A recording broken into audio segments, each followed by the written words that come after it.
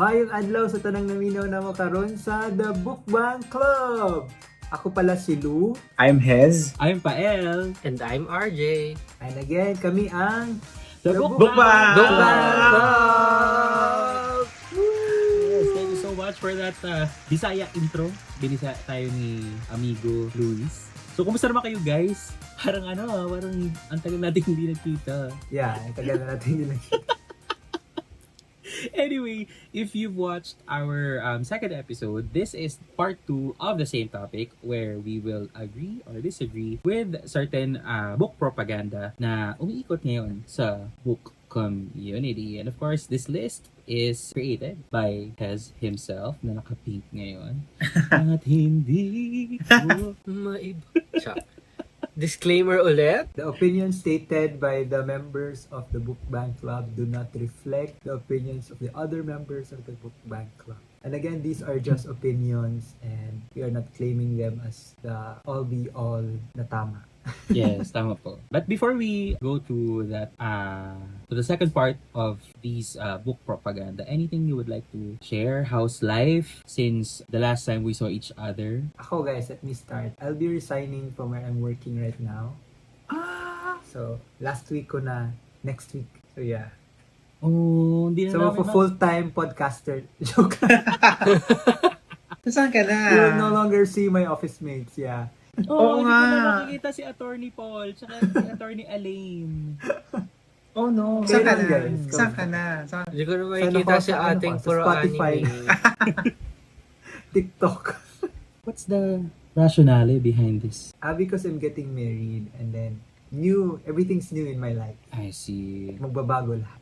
Oh yeah, you shared nga last episode no na you're preparing for your wedding. Yes, yes.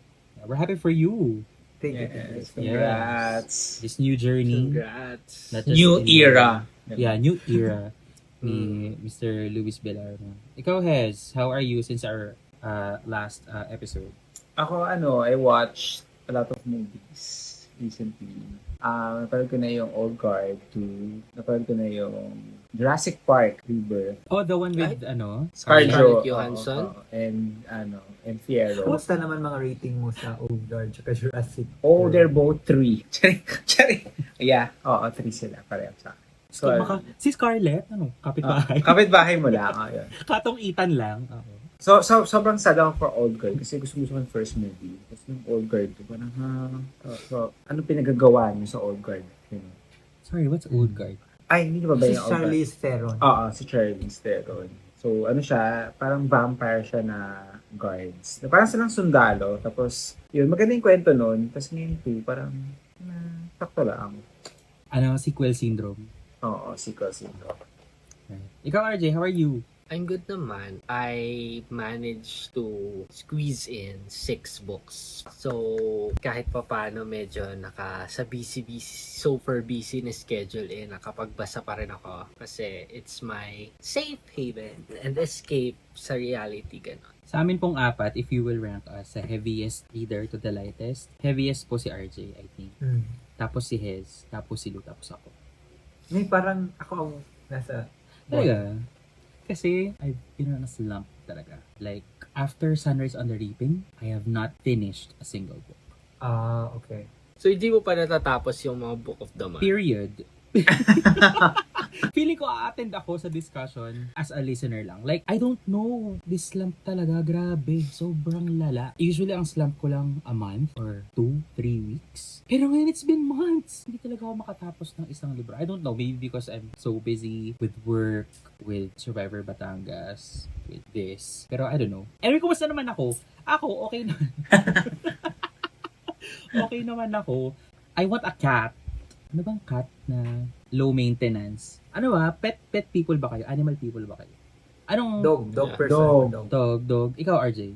I have 3 dogs and 13 cats. I adopt strays. I take them in. Tapos may papangalan ako sa kanya. Missily. Basically, basta may listahan ako ng pangalan. Kasi wala akong pet of my own. Like, we have pets sa bahay. We have a dog, pero sa tatay ko siya. Tapos yung mga cats namin, sa middle child, sa pangatlo. So, I want to have a pet of my own. And whether it's a dog or a cat, may mga listahan ako ng ipapangalan sa kanila. And number 1 talaga na ipapangalan ko, Pexman. So, kapag Pexman. nagka-aso ako or pusa, papangalan ako sa Pexman. Kasi, one time, dito sa condo, doon sa baba, sa kuhanan ng mga parcel, may isang resident dito sa condo, ang pangalan niya Pexman. So, sobrang cool! Pexman! Yun, sabi ko, papangalan ko sa magiging pet ko one day. Aso man siya or pusa, Pexman. Kala ko Drusilla eh. Magno, na ayaw ni Hez ng casting. Anyway, alam mo, Another controversy.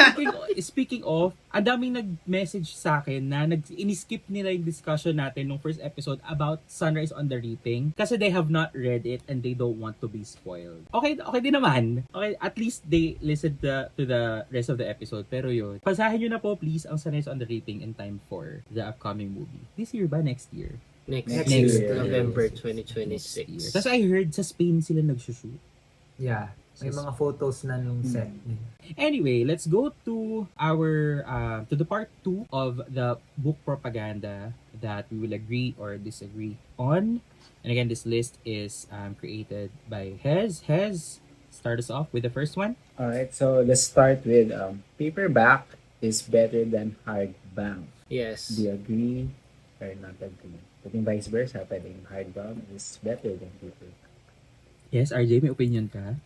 Yes, I have a strong opinion. Yes, I think paperbacks are far superior than hardbound reading-wise. But as mentioned before, hardbound books are best preserved than paperback. Like mas okay if ipa-preserve mo yung hardbound book. So for bookshelf-wise, decoration-wise, hardbound books, yes. Pero personally, reading-wise, paperbacks are far superior. Teka, hayop ba yun? Alin? Ay, nakita niyo si Sunshine. Nasaan ka, Shine? May pet ka naman pala. Kaya nga, No. ang bilis naman pala ma-manifest. Pusa yan ang partner ko. Si Sunshine. Dapat yung next mong pet is, Moonlight. Moonshine. Sunrise. Sunset, diba? Go, RJ. You were saying. So yun lang, as mentioned in episode 1, yung controversial opinion ko is paperbacks are better than hardbound reading-wise. Pero if you're looking at probably curating your own library, then hardbound, I think, is better for design-wise and preservation-wise. Pero reading talaga is for paperback. For me, personally. Ako din, for me, it depends on the purpose that it will serve. Pero ako, I prefer paperback. Kasi it's cheaper. Mas afford ko. Tapos, mas portable. Kahit saan mo dalhin. Madali siyang dalhin. Madali siyang pagkasyahin sa bag. Although, of course, I have books na hardbound. And I feel like, bibiling ko yung hardbound copy if gusto ko yung book. Especially my partner, mas preferred niya ang hardbound. Tapos, si Hez, nabudol talaga niya ako to buy the Hunger Games series na hardbound din. And I see the value kasi nga, mas matibay, Thank you. mas nagtatagal sa shelves, and sabi nga ng RJ, if you want to like flaunt a very visually appealing library or collection of books, not that paperbacks are not visually appealing, pero you know, the feeling of seeing everything is hardbound, diba? Then go for hardbound. Pero ako personally, I still purchase paperback. Bibili lang siguro ako ng hardbound kapag naka-sale, like sobrang chopped no price. Ako talaga, hardbound. Team hardbound po tayo. Kasi nakita ko na yung purpose niya for the longevity of the book. Yun talaga yung main reason ko bakit gusto ko talaga ng hardbound books. I still buy paperback. Pero kung, alam mo yun, kung na-start ko na ng hardbound yung libro, na kunyari yung first book na binili ko hardbound, I'll make sure na lahat hardbound. Ganun.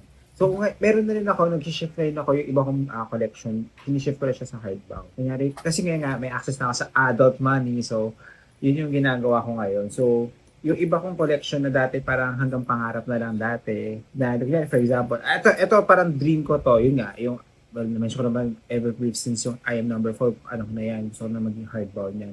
Yung Divergent, ang hirap-hirap maghanap ng Divergent, yung first book ng hardbound. Like, hindi ko alam kung bakit, pero wala akong makita na Divergent na hardbound. Laging yung second book siya third. So parang dream ko talaga makabili ng Divergent na hardbound na hindi box set. Ang hirap mo, ang mahal-mahal ng box set. Yung Hunger Games ko, alam mo ba, nabili ko lang siya ng around 500. 3 Yung books series? yung series na hardbound. Kasi it was parang inaano ng bata tuloy, no? Parang student, parang reason for sales pang bili ng tuition. So, oh my God, grab ko na to. Akala ko muna scam eh. Tapos dumating sa akin, oh my God, legit, hardbound siya. Swerte mo. Swerte ko talaga, kaya yun, kaya thank you Lord. So maliban ba doon sa bakit gusto ko siya, yun din, aesthetically. Tapos parang pag nakakakita ako ng tao nagbabasa ng hardbound na parang sabi ko, ay, medyo nakakaanta siya sa buhay kasi hardbound yung libro niya. So, ibig sabihin, medyo, alam mo yun, medyo parang, di ba status symbol, pero medyo, ay, nakakaangat siya kasi naka-hardbound siya. Tapos yun, ang concern ko lang naman, pag hindi, parang, kaya pwede naman din yung hardbound sa, kahit sa ang lugar eh. Alisin mo na yung dust jacket. Yun lang naman yung parang feeling ko, parang I think naging issue ng mga ibang readers. Pero kasi mo na yung dust jacket, iwan mo sa bahay. Yun. Pag nagbabasa ba kayo ng hardbound, inaalis niyo yung dust jacket? Yes, ako inaalis Yes. ko. Oh, so Ako alisin no. nyo.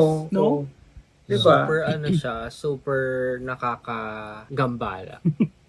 Pero so Yung for dust jacket. ilalagay mo na naman siya somewhere, tapos basahin mo na. Tapos minsan naman, ang part pa ng hardbound, minsan yung mga published, may symbol, may nilalagay sila additional na para, dahil hardbound yung bigyan mo, may symbol yung libro. So yun, pag tinatanggal mo yung dust jacket, minsan may mga gano'n silang perk. May mga symbol na sa loob minsan. Gets. Yeah, hardbound. Go, Lu. Ikaw, Lou. Ako naman, I look at the prices. So whatever is affordable at the moment. So yun yung pinipili ko. So may tatlong tiers ako. Yung hardbound, yung paperback, tapos yung mass market paperback. Doon ako usually sa gitna, yung paperback na hindi mass market. Kasi ayoko nung mass market paperback na maliit na font, tapos makikrease agad yung kanyang, yung spine. So doon ako sa gitna. Pero I see the value of hardbound books. Like, meron akong mga hardbounds.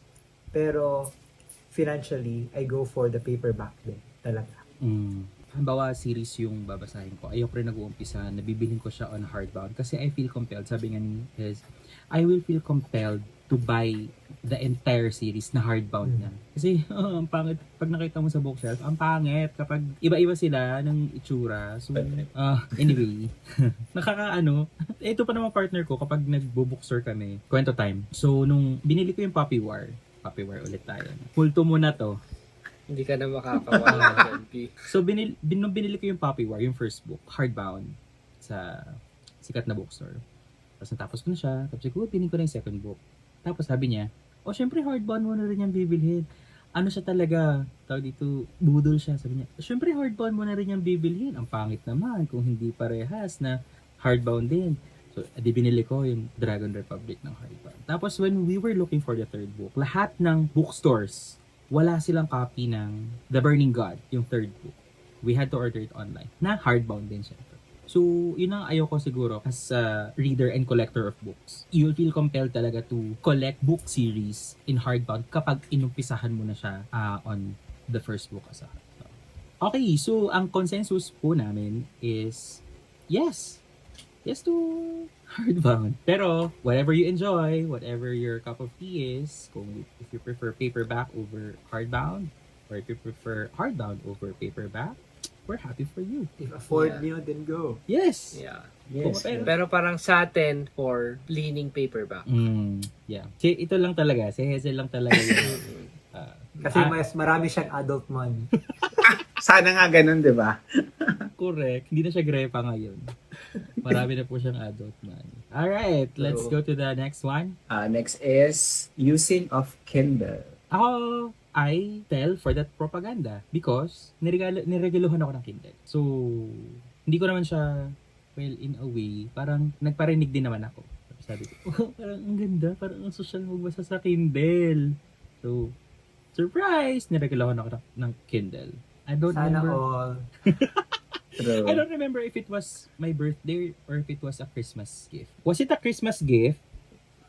Oo daw. Which is halos kasabay din naman ng birthday ko, which is just a few days before Christmas. So yun, kung hindi ako nareguluhan ng Kindle, will I buy one? I don't think so. But dahil may Kindle ako, it really helped me read more books. Siyempre, you only have one thing na hawak, tapos wala kang physically finiflip na pages that could be annoying sometimes. So you just tap on the screen to get to the next page. And yeah, I'm proud to say that I fell for the Kindle propaganda. I'm the same. I fell for the propaganda because Kindle is life. Actually, it's very convenient kasi sa sobrang reader ko, when I went to Ed Sheeran's concert last year, Ano, may dala kang Kindle? I was reading in between sets actually. Kasi sobrang, ewan ko, sobrang in the moment, ang ganda kasi nung binabasa kong book nun, I actually forgot na. Pero in between sets talaga, I was reading. So, super convenient siya. Tapos, ang tagal niyang malobat. So, I believe may nabudol na ako doon sa Kindle propaganda. So, yun. Like, super convenient na talaga. Tapos, pag nakahiga ka pa, pwede ka magbasa. Like, 'di ba? Kasi pag may hawak kang book ng nakahiga, lalo na if gabi na, like madaling araw and all, ang hirap kasi kailangan nakabukas yung ilaw, kaya may lamp ka or book light. For Kindle, you don't need those na. So parang kahit anong position ka pa sa kama, 'di ba? So, ayun. Yes, I fell for the propaganda. What about you, Lou? Ako naman, I did not fall for the Kindle propaganda. Kasi ako personally, ayoko ng another gadget na nasa bag ko or nasa kamay ko. I don't want additional screen time. Kaya books pa rin, physical books pa rin talaga ako. Also, I have din kasi an iPad. And then I tried reading a book here and hindi ko siya masyadong nagustuhan. Same feels ba yung sa iPad and sa Kindle? Kasi, or Kobo? Kasi I haven't tried reading sa Kindle or Kobo. Pero does it feel the same as an iPad? I'd say so. Mm-hmm. Pero kasi ang maganda sa Kindle, pwede mong i-customize yung font size, tapos yung light ng book kung gusto mo medyo yellowish tint. Tapos, pag nag-flip ka ng page, talaga may ganong effect. I-generalize natin yung propaganda na to ha. Not just Kindle, but e-readers. E-readers. Like, nabanggit ni Lou, like, Kobo. Books is also another e-reader. I would say different siya sa experience on reading on an iPad kasi lesser glare yung screen Yun. ng e-readers or Kindle specifically dahil yun ang meron ako. Pero if bibigyan naman ako ng Kindle, then why not? Pero right now kasi I have an iPad and it's an additional expense to buy a Kindle. Gcash mo naman yung Kaya ngayon. nga. Kasi last episode kay Pael. Yeah. If may magbibigay ng Kindle dyan or ano, send lang kayo. Sheena, if may magbibigay daw ng Kindle kay Luis, di ba? Hindi naman paparinig tayo. Rinig If may ba? magbibigay ng Kindle dyan. Yeah, Pero- tama. Wedding gift. Pero I think I would prefer other things kasi may iPad nga. Right. Ikaw, Hez. So, eto na. I have a Kindle na bigay sa akin ng friend ko. So, parang excited na ako sa mangyayari dito. Pero, before having a Kindle, I have a tablet naman where I read kapag nag-book club tayo. So, dun ko muna binabasa yung iba na wala akong copy. Okay naman siya. Dati, kasi purist ako eh. Parang, kailangan na sa akin yung physical book. Ayoko na magbasa through Kindle or any e-reader. Kasi, akala ko, in a way, I'm supporting the publisher and the author. Pero, pwede mo pa rin pala support through downloading the e-version nun. Kasi nga, I mean, sa publisher pa rin naman napupunta yung mga, tsaka sa author yung parang sales. Nakita kong impact nito. Kasi since parang naging on the go na ako, hindi ko na kayang dalhin pa siya sa bag. Parang, misa kasi parang gusto mo yung bag mo maliit lang. Mga ganong atake na parang hindi mo na kayang dalhin siya. So parang, okay, yung tablet mo or yung phone mo, maliit lang naman siya. So parang, along the way, habang mo mabiyahe ka, pwede ka magbasa, pwede ka mag-drop ng 2 chapters without like having so much things to na dinadala mo. So nakikita ko na yung parang, yung parang value ng isang e-reader. Tapos yun nga, pag patutulog ka na, parang, sa tablet ko kasi may parang, meron siyang mode na pwede maging e-reader. Biglang, mag-drop yung light into super baba talaga. Tapos parang, nakikita ko yung need na yun. Kasi parang, pag phone kasi, ordinary phone, ang sakit sa mata. Or pag physical book, kailangan, hindi ka pwede pumesa na nakaganon sa pagtutulog. So, dapat nakaganon ka or else hindi mo mababasa yung libro. So, yung e-reader, okay siya. Kasi, kunyari, magbasa ka dark na lahat. Alam mo yun, okay na siya pampatulog. So, yes. And reminder lang po sa mga may e-readers, no? At saka sa mga nagbabalak bumili ng e-readers, you have to be, I would say, very careful with your e-reader. Kasi the screen could be sensitive. And as far as I know, walang e-reader repair dito sa Philippines.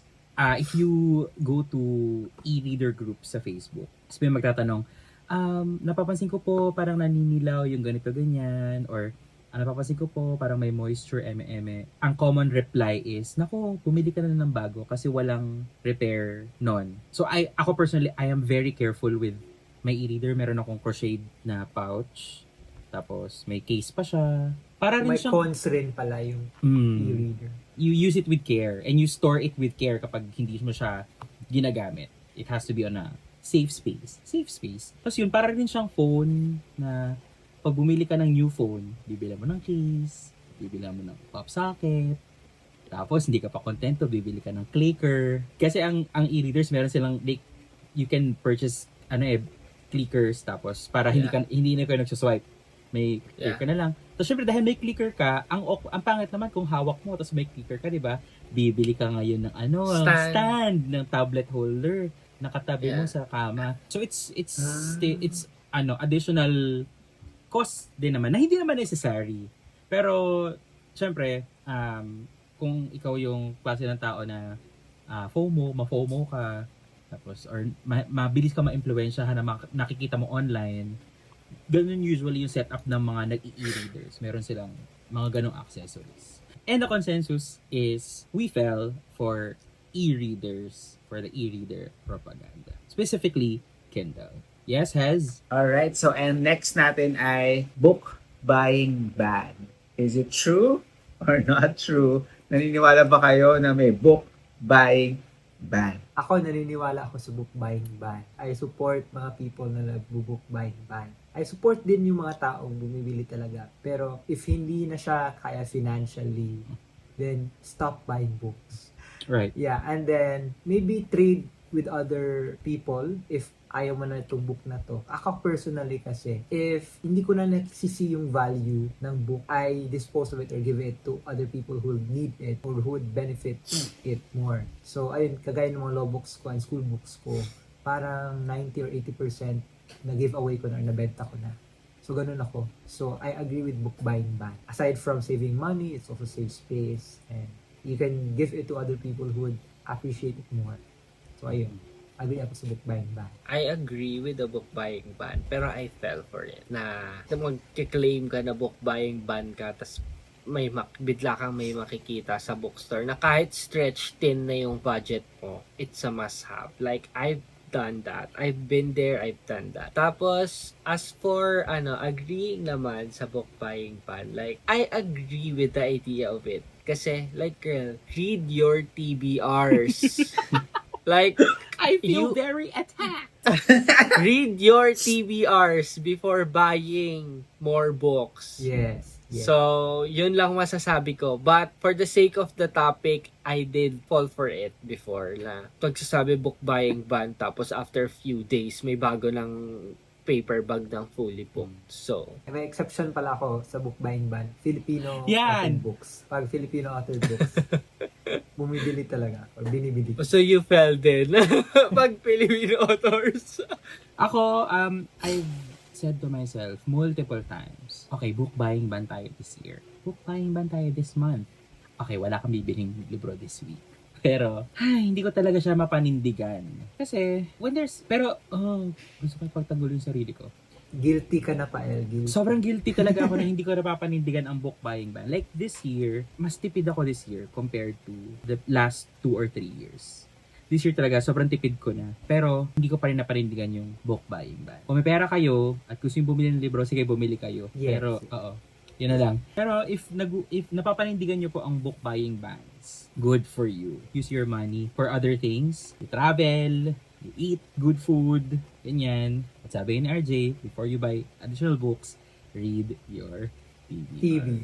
Yes. Hindi ako naniniwala sa book buying ban. Ay, alam niyo na naman ako na naman yung black sheep dito. So, hindi ako naniniwala sa book buying kasi parang feeling ko, pag may nakita kang maganda, alam ko, at some point, na parang kala mo, tagtipid ako, pero at some point, may extra pa pala akong 500 sa wallet.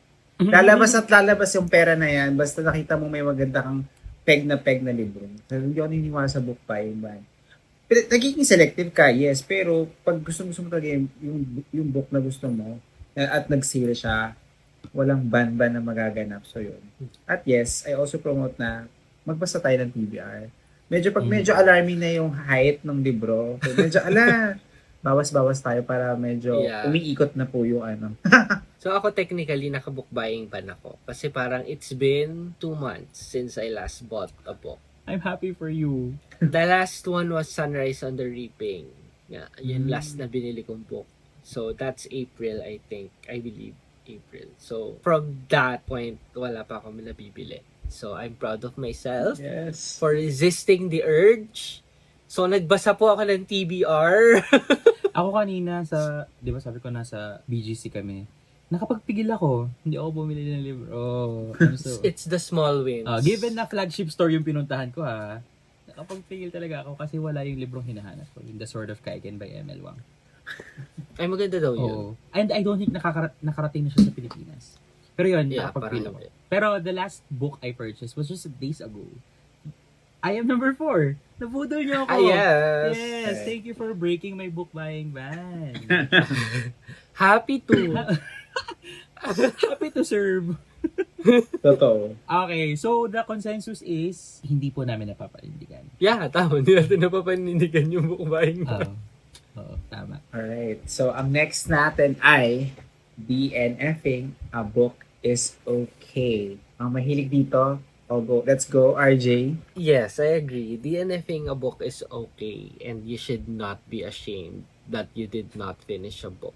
Because why would you force yourself if you don't like it? Like, it's self-torture. Tama. Like, bakit? Like, I don't see the point. I mean, I see the point of other people na ayaw mag-DNF kasi parang they wanted to still finish it. But I respect you and all. Pero there's also no shame if you did not finish the book. Because, yun nga, bakit mo ipipilit? Hindi tayo sisiksik sa mga bagay na, ay, sorry. Pero, ayun nga. So, Correct. I agree. Mm. It's okay to DNF a book. Sabi nga na reading is supposed to be pleasurable. So if something doesn't pleasure you anymore, don't finish reading it. Diba? Don't force yourself na tapusin yung isang kwento na hindi naman talaga nag-a-appeal sa'yo, that you cannot really relate to. Whether required reading yan, quote-unquote required reading for, say, you're a member of a book club. If hindi talaga siya nag-a-appeal sa'yo, then don't finish reading it. Then attend the book club discussion, tell them you didn't finish reading and explain why. Diba? It may be it's not your cup of tea. It may be that you're just not vibing with it. It's still valid. So far, I have more than 10 books na I wouldn't say naka-DNF, but I would say On hold. on hold. Kasi I really don't like the idea of not finishing books. At some point, tatapusin ko yan. So I don't call it DNF or did not finish. I call it pause or on hold, on park. Kasi if Hez from the last episode, ayaw niya mag-annotate kasi feeling niya books are his babies. Ako, I feel that way kapag feeling ko hindi ko matatapos or ipopause ko yung book. Like, hurt ako in a way na, for some people, this story is maganda. For some people, this story is very relatable. And, parang, minsan, pag nagpo-pause ako on a book, yun yung lagi ko naiisip na, this story will get good. I just have to pause and get back to it at some point. Ikaw, Lou, do you believe in DNFing?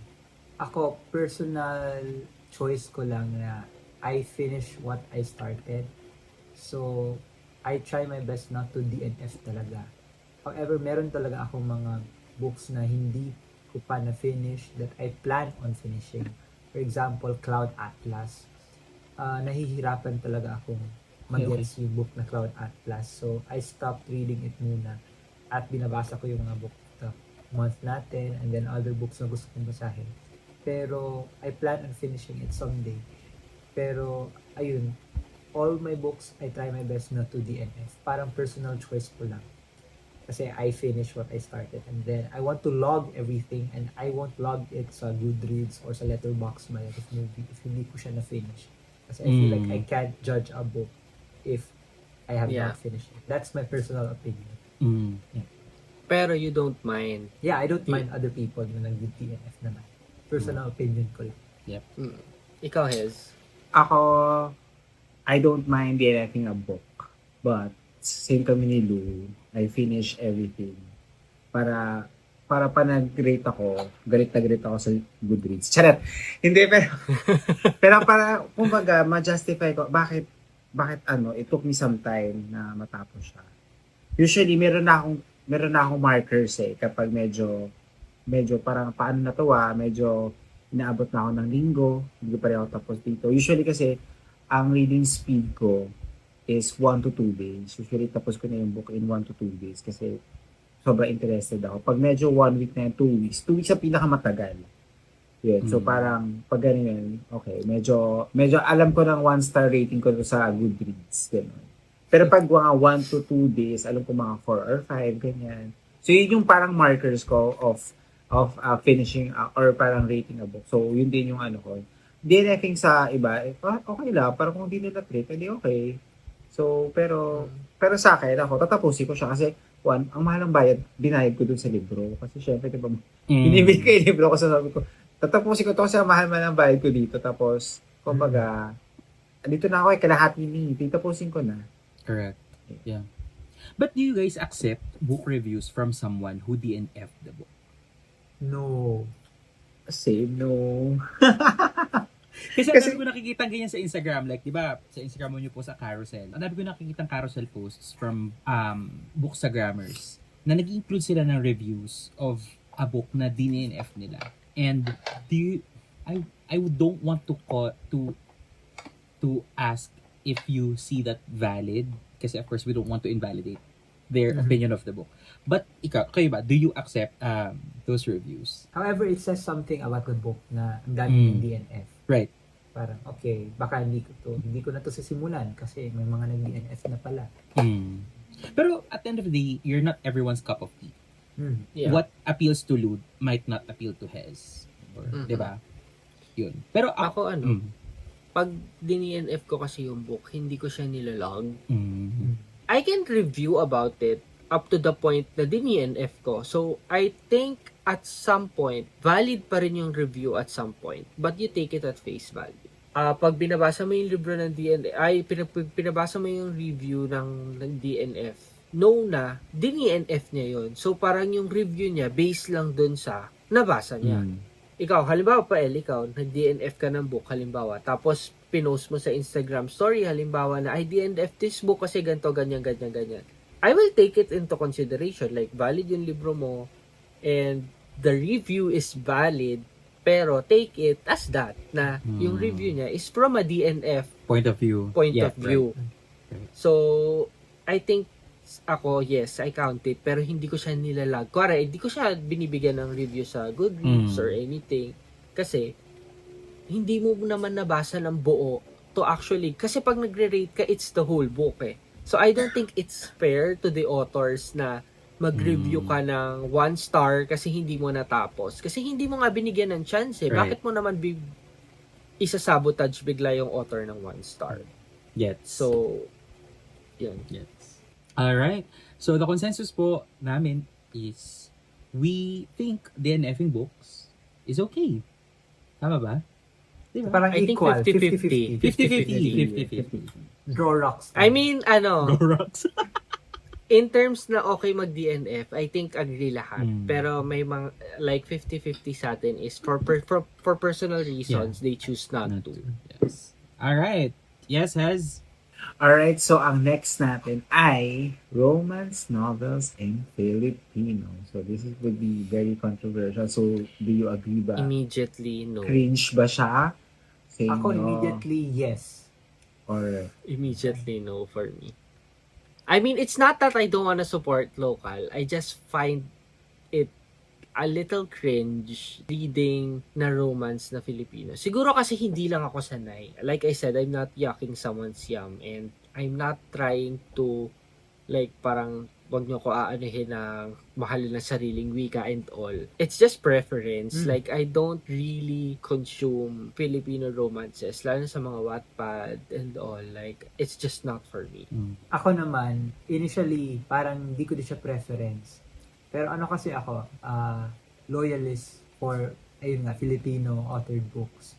And then kasi may mga tao kasing they love the English version of that. Tapos when it's the Filipino version, parang napapaiw na sila agad. So, why do you like the English version of mga romance novels ng mga ganyan, pero when translated to Filipino, parang ayaw mo. Pero, I get your point naman, RJ. Ako lang, na we all start from like mga Precious Hearts romances, mga stuff like that. And then, I won't judge you if you read that, if you like that. Kasi, ayun ako, mahalin ang sariling wika. Yun yung ano ko.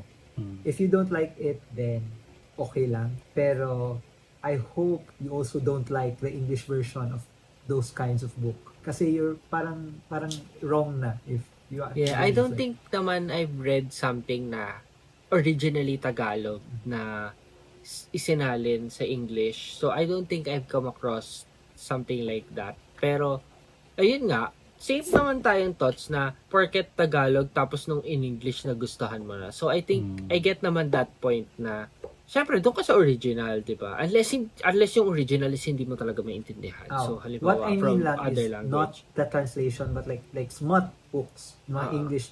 Pero pero yung mga Tagalog, mga smut naman din yan, pero naka-Filipino lang. Not like, so yun yung Yeah. ko sabihin. Kayo pa, L and Hes. Ako, I don't mind reading romance novels in Filipino. Siguro naiintindihan ko yung pagiging hesitant ng mga tao to read romance novels in Filipino. Kasi ang iisipin, cringy, or corny, or baduy naman ito. Pero, I have read a few romance novels in Filipino.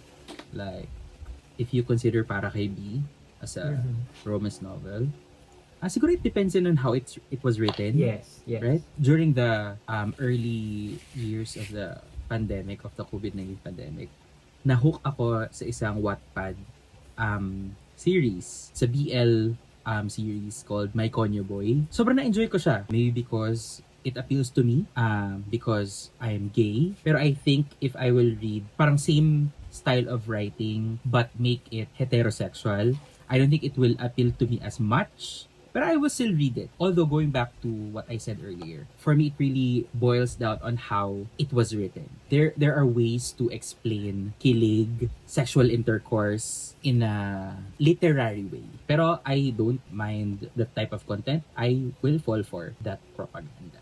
Ako naman, I would fall for that propaganda. So, romance novels. Kasi, ito, bahala ka na tayo kung i-bleep nito. Pero, pag nakakabasa kasi ako ng romance novels in Philippines, mas nakaka-airbomb talaga siya.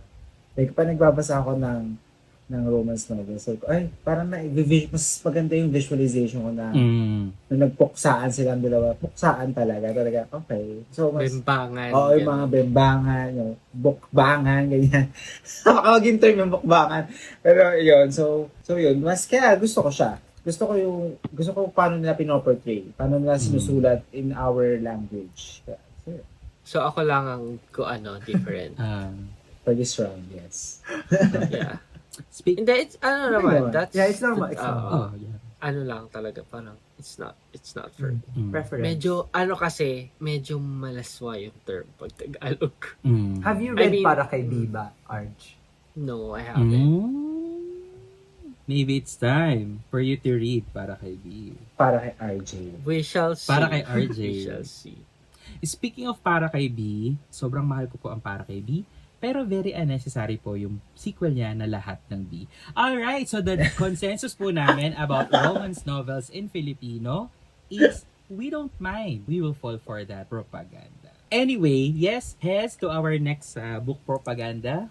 Alright, so our next is book covers with real people on them. Okay. Mixed. Ito. Mix. Here's what I would Sige, say. go. Books that are adapted to films or series, No. kapag nire-reprint tapos series or movie tie-in yung cover, syempre makikita mo yung bida. Automatic, no. When I was looking for a copy of Dark Matter by Blake Crouch, it was at the time na na-release na yung Apple series niya. Tapos, every time I will go to a bookstore, ang nakikita kong cover was the series tie-in cover. So I really searched for a copy na hindi series tie-in kasi I really don't like those types of covers. I agree. Like, pag yung mga books na inadapt sa movies or series, tapos i-reprint nila na ganon, it's a no for me. Pero yung sa mga tao talaga na, yung mga hindi naman, na tao lang talaga yung mga cover is medyo indifferent lang ako, ganyan. Like, merong mga ang pangit, like pilit na pilit, pero meron namang nag-work. So, it really depends. Medyo indifferent ako. Pero pag yung movie adaptation na cover yun, ayoko. Pero people in covers in general, not just tie-in covers. Like, Hindi, yun nga, yung sabi ko kanina, indifferent ako doon. Kasi may mga sometimes may work, nag-work, right? may sometimes hindi. So, Like parang nakadepende pag pa nakita rin. mo, anong connect? Anong connect ni Ah, ate oo. or ni kuya doon sa...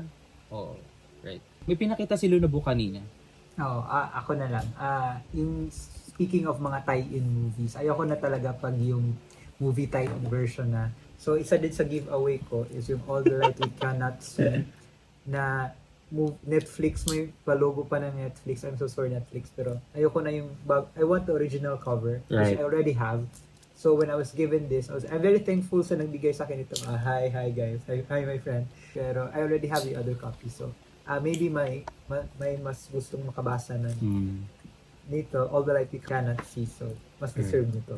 So, as to yung persons, real life person naman, as said by RG Mix, pag, like, example, biography, like yung I'm Glad My Mom Died, yung cover nun is si Jeanette McCurdy talaga. Tapos, wala akong expectation sa book, tapos na 5-star ko siya kasi I really like it. Nagustuhan ko talaga. So, pag like, yung si libro ni Michelle Obama or Barack Obama, of course, dapat sila din talaga nakalagay doon. So, wala akong problem if like mga biography. Yun lang talaga yung mga movie tie-in na, yung problem. Yung problem. Ikaw, Hez, do you agree or will you fall for books with people on the cover? Ako, I don't like cover, yung people sa cover. Kahit sa mga binibili ko. Siguro, yung exception ko lang would be yung sa motor instruments, yung Chain of Roses. Kasi may babae dun eh. Yung mga, yung baby middle. Pero para lang siya, silhouette. Pero yung mga kanyari, babae, tapos nakahawak sa dibdib ng lalaki. Basta yan, dahil. Diba? Para, ayoko talaga, like, para, gets ko naman na romance, pero, naman, medyo aesthetic. Gawa tayo ng ibang... Mas okay pa if medyo animated. Para medyo... Book lovers. Diba? Exactly. Kaya siguro hindi ginagawin sa book lovers kasi lahat ng mga notes ko nandun talaga lahat eh. Yung mga enemy to lover, ganyan-ganyan. So, may ganun. So, kaya siguro ganun. Tapos mga hawak sa dibdib. Gets ko naman na, na love story to. So, gawa kayo ng ibang aesthetic. Alam mo yun? Gawa kayo ng ibang design na mas appealing. Yan. Ayoko ng ganun. But for me, is, siya parang easy pass sa mga creatives na, ilalagay na natin sa si ate girl sa lalaki para, okay, love story ko. Pero parang, Right. parang hindi masyado, hindi siya masyado ang creative. Okay. So, the consensus is mag-book buying ba? Hindi, the consensus is we will not fall for that propaganda. Real people on book covers. Alright, so our last for today is will you fall or not for the Philippines is cars with library and reading spaces. I don't think it's a propaganda. I think it's a valid observation that we really lack libraries and reading spaces. Or siguro hindi lang ako aware or familiar kung nasaan sila.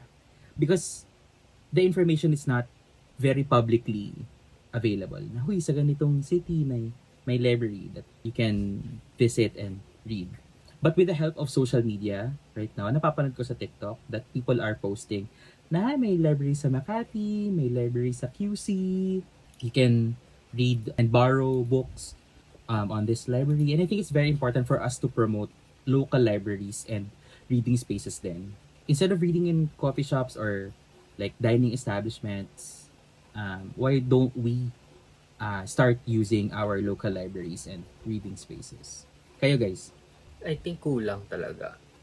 Kasi sa area ko pa lang, within my area, I don't see any talaga na would count as like a library or like reading space. Like, I mean, you can tag naman like a park or that as reading space, pero not primarily, di ba? Siyempre gusto mo yung medyo quiet and filled with books. So parang wala, I don't think there's a lot of like local libraries or any of the sort dito. So yeah, scarce talaga siya. At least in my area. Ako naman, agree ako sa observation na limited yung mga libraries and reading spaces. As someone naman na from Makati, I understand na may nakikita na tayo sa TikTok na ito may library dito, may reading space dito. Pero ayun nga, kulang pa rin. Pero I understand rin na business-wise, it is not the most profitable talaga if ever gawin mo siyang business. Kasi not a lot of people are into reading. Marami na nga nagki-Kindle, so pwede nila basahin at home. So more on, ano lang talaga, I think we should normalize na lang reading anywhere. And then, na-miss ko rin yung panahon na we can read sa mga bookstores. Naalala ko dati, Power Books, National Bookstore, may reading areas talaga. Kasi nung bata ako, doon ako nagbabasa or nagko-coloring book. Ikaw, Hez? Ako I agree na kulang talaga. Totoo yung sinasabi nila na parang hindi na siya profitable. So kailangan, ano yung parang parang, ano ba yung perk kapag nagbasa ako sa library versus magbasa ako sa coffee shop? Kasi diba sa library, of course, hindi ka pwede magdala ng food. Hindi ka pwede na magdala ng drinks kasi nga baka matamper mo yung mga books doon. Versus sa coffee shop na, pwede ako magbasa dito habang kumakain ako.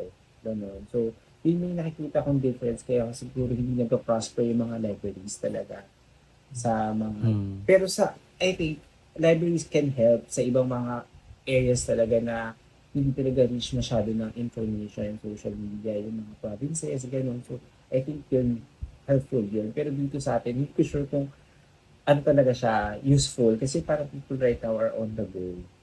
Parang ang bilis talaga ng dynamic na pwede ka man gamitin sa Kindle, ganyan. Pwede ka naman gawin siya sa somewhere else. Right. Share ko lang pala na I was able to talk with a owner of an independent bookstore in Cebu na nasa Cebu City. And may plan nga siyang mag-mobile library kasi sa provinces ng Cebu, wala talagang libraries doon. Aside sa library sa school na maliit. So, plano niya na i-spread to the world yung reading. Not just academic books, but fiction books, non-fiction books. To spread it. Kaya support natin yung mga ganung projects ng mga bookstores. Observation ko rin pala na like sa other countries like UK or Japan, you can easily read sa mga train stations nila or while on commute kasi hindi masikip. Kagaya dito, nag-MRT ako, nakadala ako ng libro pero I can't read dahil sobrang sikip. Tapos battlefield pa, paunahan pa. So parang hindi din siya comfortable to read if ever. Pero I still read if ever walang mga nakatayo. Upo ako. I would like to clarify din something I said earlier na hindi ko ina-antagonize yung mga nagbabasa sa coffee shops ha. Go, kung if you're comfortable reading sa coffee shops, by all means. Magbasa sa concert. Yan, ito, Yeah. si AJ, nagbasa sa Ed Sheeran concert. Reading spaces yun eh. Concert Correct. eh. Oo. Tahimik dun eh. Tahimik dun eh. True, di ba? Oo, wala nagsisigawan dun eh. Makakapagbasa ka talaga dun. So yeah, that's the end of this book propaganda discussion. Thank you so much, Hez, for coming up with that list. In relation lang kanina sa Filipino romance. So I have Takip Silim by Precious Hearts Romances. It's Takip Silim. So just tell me a page, tapos I'll read you the Tagalog translation. Okay. Page 69. 69 of Takip Silim. Okay. 69. Tuluyang sumiklab ang temper ko at tinitigan ko siya ng masama. Walang problema sa ulo ko. Nakipagtitigan siya sa akin. Ano pa ang kailangan mo sa akin, Bella? Gusto kong malaman ang katotohanan. Sabi ko, Gusto kong malaman kung bakit nagsisinungaling ako para sa iyo. Ano ba sa palagay mo ang nangyari? Asik niya. Ganon siya.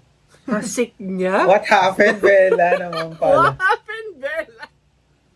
Vampire, right? Vampire, right? Takip siling. Takip City. Takip siling. One of my giveaways. No. Yep. Oh my God. Yep. Actually, meron pa sa National Bookstore yung Tagalog version ng 50 Shades of Grey. Mm. Ah. Diba? Like, Pero I realize, ba't ganun yung reaction ko? Yung ibang libro naman, tinatranslate din into other languages. Oo, kaya nga. Like, ang daming Japanese novels na parang pagdating nito sa Pilipinas, pag English translation na very ano na mga tao, uy, ganda-ganda nito. Tapos, hindi naman pala masyadong kagandahan. Ako na po mag-i-invalidate ng reaction ko about yung Takip Siling na Tagalog translation ng Twilight.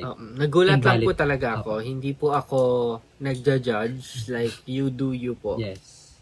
Yes. Meron din akong Hunger Games. I love our Tagalog. language. Bakit ba mo Ano ganyan? We love, translated books. We love translated books. Yes, yes. Ang larong taggutom. Ganon. Ganon siya. Really? Yun yung Tagalog translation? I don't know. Eto siya. Hindi po. Ay, hindi. Baka The Hunger Games lang. pa rin. Hunger na Games naka- pa rin. Pero Ganon. unang bahagi, ang mga pambayan, which is like the tribute. Tributes? Pambayad. Yeah. Hindi ba dapat ang mga alay? I love you like all fire. Mahal kita. Parang lahat ng apoy. Tama.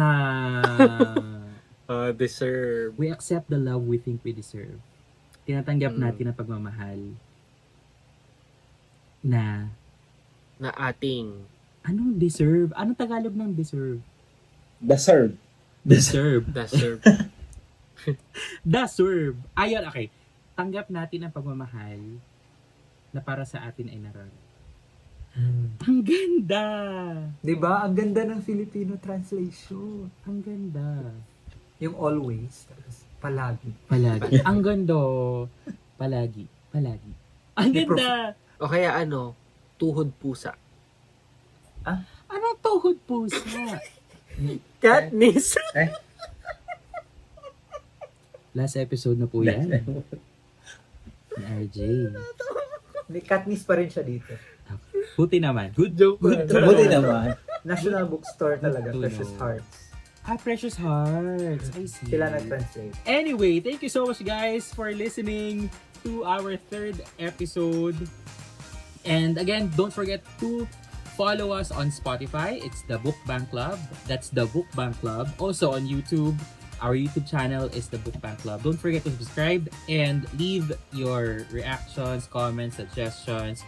Alright, thank you so much. Until next time, this is the Book The Bank Book Bank Club. Club. Bye.